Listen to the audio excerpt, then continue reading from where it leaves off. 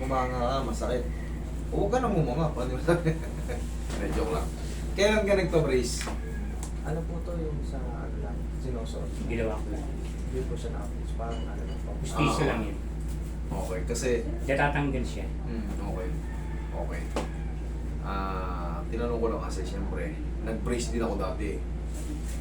Lintik ang sakit niya sa bago, yung bago pa lang. Talagang lumulugi. Pero kung hindi naman siya tunay na ano, brace, okay lang. Pag-hiccup daw niya eh, lumagot ako. Sara. Okay, sige. Sige nga nga. Sara. Nga nga. Sara.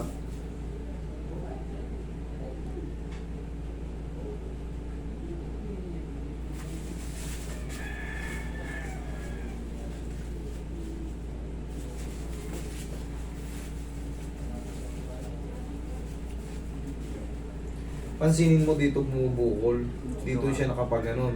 Pero tignan nyo kung paano ko aayusin ay. Dito ko pa rin siya itutulak kahit dito siya no. Bakit? Sumubra siya lumabas. Kahit lumabas siya ron, dito ko pa rin siya itutulak. Panoorin nyo. Sige nga nga. Dahan-dahan Sara. Sige nga nga. Dahan-dahan Sara. Sige nga nga. Yan, medyo lumubog na. Dito ko naman siyang hindi dinan. Higa kang patigilid. Higa kang patigilid dito. Pasok na rin siya sa may ano. Dito naman siya, no? Dito na yung problema sa dulo. Dito ko naman siya ngayon didiinan. Okay? Sige nga ang malaki. Dahan-dahan Sara. Sara. Iyong, tumunog. Okay, upo ko dito. Naramdaman mo? Saan?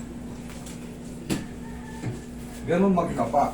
Ngayon, may matitira dyan, parang yung ngalay na lang sa muscle. Yung ngalay na lang sa muscle, tapos mga 4 to 5 days, wala na. Good shot ka na. Pwede mo nang inganga ng yan. Ngayon, ang ibig kong sabihin, pagka nagkaroon na tayo ng problema sa mga ganyan, jaw problem, iingatan na natin yung paghikab natin kasi hindi na maiiwasan yung mga popping, clicking dyan. Hindi na maiiwasan yan. Magkakaroon na ng mga maliliit na tunog yan. Pero normal lang yun, huwag kayong matakot doon. Ang mahalaga, hindi masakit. Ito kasi kay sir, masakit. Kaya hindi po pwedeng hindi i-adjust. Pag nasasaktan kayo, ganun pa lang, paano na lang pag kumain tayo ng mga Matitigas. yun, kung baka, yung mga chewy-chewy na mga ngawit tayo agad. Sige, nga ng malaki. Sara. Sakit pa? Pag gumigilid, pag ginigilid ko. Ito dito. Sige. Diretsong nga. Sara. Diretsong nga lang ha. Normal lang nga. Sara. Okay naman. Yan. Yung sinasabi ko sa inyo may iwan na maliit. Siyempre yun na yung pinaka-trauma eh. Yun na yung sinira niya nung Reaction. nakaraan. Yung reaction. Reaction nung nakaraan. Yung kumbaga, tabingin ko to. Pak! Siyempre mamamaga yun dito. Pero pag binalik yan, hindi na nawala yung paga. Hindi agad mawawala yung pabaga. Ihilom na yan kasi naibalik na eh. Yan yung sinasabi kong 4 to 5 days. Or 3 to 4 days. Tapos natandaan natin, pag nagkaroon tayo ng problema sa ganyan, hihikab na tayo ng medyo control. Paano yung control? Pag ganyan, no?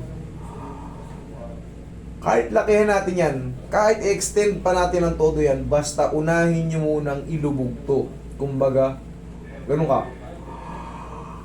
Ganun nga kumikap naman. Yes. Pansin mo, kaya hindi maglalak. Kasi meron din ako Walang niya, no? sakit. Walang masakit. Okay? Kasi hindi ko yan ilalabas sa inyo nang hindi ko yan experience. Tignan mo sa akin, no?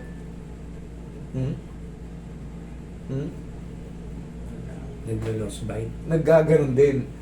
Pero sa inyo, wala. Okay, no? Kasi ako sinanay ko kasi sa akin na yung patulugin ko to eh. Pero, Itong araw pa. ayun. Buti kayo. Kaya nyo i-overcome. Yung mga bagong generation na hindi alam yung gagawin. Kaya kailangan ngayon, ito alam mo na kung paano control nyo.